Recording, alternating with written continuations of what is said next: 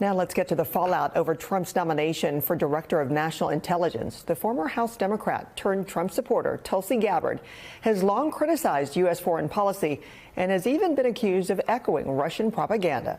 Meanwhile, Ukraine has said they are prioritizing security instead of territory as Trump pushes truce talks. For more, let's turn to NBC's Matt Barner. Good morning, Matt. Francis, good morning. Tulsi Gabbard is a pick that will certainly be celebrated by the Russian state media. For years now, she's been accused of parroting lines that could be taken off of any Russian broadcast over the past decade.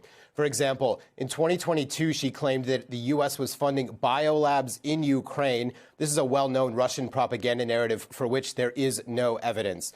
This drew criticism from both sides of the aisle, with Republicans such as Adam Kinzinger and Mitt Romney accusing her of parroting Russian propaganda.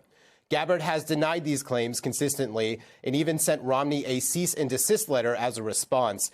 Gabbard claimed that her biolab comments were not the same as Russian propaganda narratives because they talk about bioweapons labs. The United States has, in fact, supported civilian biological research labs in Ukraine, but not weapons labs. Russian media regularly tells their audience that the U.S. is funding Ukrainian research into biological weapons that specifically target ethnic Russians.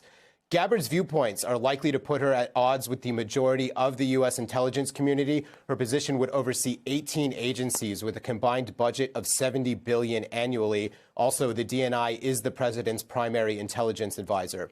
Her views will also likely conflict with other Trump picks, such as Marco Rubio, who's been tapped as the incoming administration's choice for Secretary of State. Meanwhile, in Kyiv, officials are preparing for the arrival of the Trump administration. Ukrainian officials, speaking to the New York Times yesterday, said that they are now tweaking their peace pitch to prioritize Western security guarantees over territory. Francis? Matt,